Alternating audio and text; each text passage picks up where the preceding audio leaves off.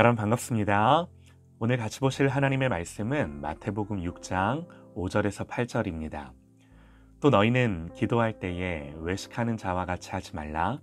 그들은 사람에게 보이려고 회당과 큰 거리 어귀에 서서 기도하기를 좋아하느니라. 내가 진실로 너희에게 이르노니 그들은 자기 상을 이미 받았느니라. 너는 기도할 때에 내 골방에 들어가 문을 닫고 은밀한 중에 계신 내 아버지께 기도하라. 은밀한 중에 보시는 내 아버지께서 갚으시리라. 또 기도할 때에 이방인과 같이 중언부언하지 말라. 그들은 말을 많이 하여야 들으실 줄 생각하느니라. 그러므로 그들을 본받지 말라. 구하기 전에 너희에게 있어야 할 것을 하나님 너희 아버지께서 아시느니라. 아멘. 산상수훈 38번째 묵상, 아버지께서 갚으시리라 라는 제목으로 하나님의 말씀 듣겠습니다. 이 당시 유대인들은 하루 3번 기도 시간이 있었습니다. 오전 9시, 낮 12시, 그리고 오후 3시. 이 시간에 맞춰서 어디에 있든 예루살렘을 향해 기도했습니다. 또 그들에게는 매일 드리는 기도문 2가지가 있어서 이런 기도문을 회당과 거리에서 암송했었습니다. 네, 여러분, 이게 나쁜 건가요? 아니죠. 좋은 거죠. 기도하고 말씀 암송하는 게 뭐가 나쁜가요? 할 수만 있다면 우리도 이렇게 시간을 정해서 해야죠. 문제는 뭔가요? 구제와 금식과 이렇게 드리는 기도를 통해 자기가 얼마나 의로운지를 보이려고 했습니다. 여러분, 어떤가요? 이렇게 보여지는 것, 확인되는 것들이 위안을 주지 않았을까요? 어떤 보상이 되지 않았을까요?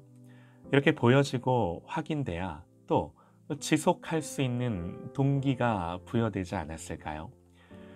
우리에게 이런 마음이 없기란 참 힘듭니다. 문제는요, 여기서 오는 만족이 더 큰 거죠. 이렇게 되면 하나님을 향해 기도하는 게 중요한 게 아니라 당연히 이걸 함으로 얻게 되는 내 만족, 내지는 사람들의 평가, 어떤 눈에 보이는 결과들이 더 중요해지는 거죠. 그러면요, 이걸 통해 내가 지금 하나님을 향해 잘하고 있구나. 자기 자신뿐만 아니라 다른 사람들에게 이걸 확인시켜 주는 거죠. 이렇게 되면요, 모두 시간이 지나면서 화석화되고 형식만 남고 어느 순간 그냥 일이 돼요. 기도에 있어서 가장 중요한 건 하나님과 누리는 친밀함이죠.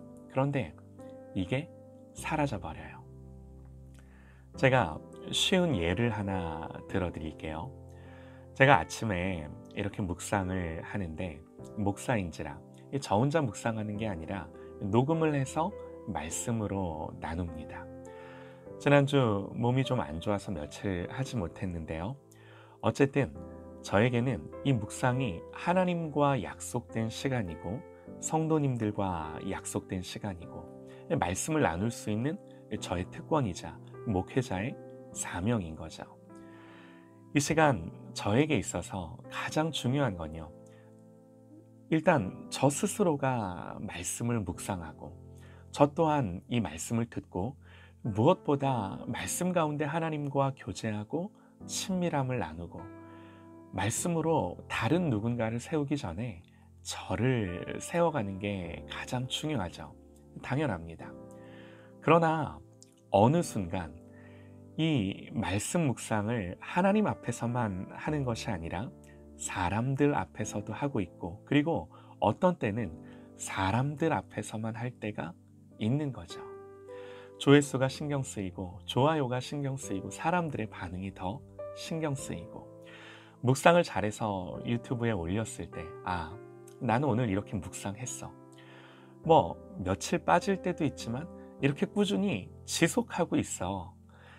이게 하나의 저의 종교적, 목회적 위로가 되고 만족이 되어서 정말 하나님과의 이 친밀함이 있는 묵상보다는 목회의 수단이 되고 또 하나의 종교적인 일이 되고 하나님의 시선보다는 사람의 시선을 의식하려 할 때가 많이 있는 거죠.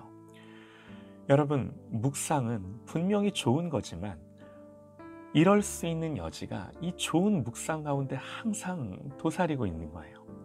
이때 중요한 것이 무엇이겠습니까?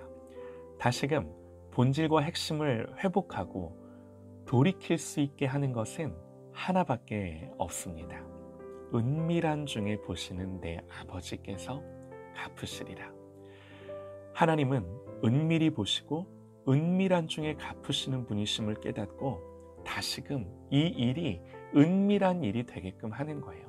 하나님 앞에서만 하나님만 보시는 일이 되게끔 하는 거예요. 목회자인 저에게 있어서 목회란 은밀한 중에 갚으시는 하나님의 사역입니다. 오직 하나님의 사역입니다. 여러분, 이게요, 목회뿐이겠습니까? 다른 모든 일이 그러하죠. 그런데 사람들의 눈과 귀를 신경 쓰는 걸로 치닫게 되면 깊이도 없고 열매가 있는 듯하나 그 열매는 지극히 인간적인 열매들이죠. 바울은 복음을 전하면서 갈라디아서에서요, 이제 내가 사람들에게 좋게 하랴, 하나님께 좋게 하랴, 사람들에게 기쁨을 구하랴, 내가 지금까지 사람들의 기쁨을 구하였다면 그리스도의 종이 아니니라 그럽니다. 한마디로 복음을 전함에 있어서 사람들의 반응을 신경 쓰고 사람의 귀에 듣기 좋은 말을 하려 하고 그렇게 하지 않겠다는 거죠. 하나님 앞에서만 복음 전하는 일을 하겠다는 겁니다.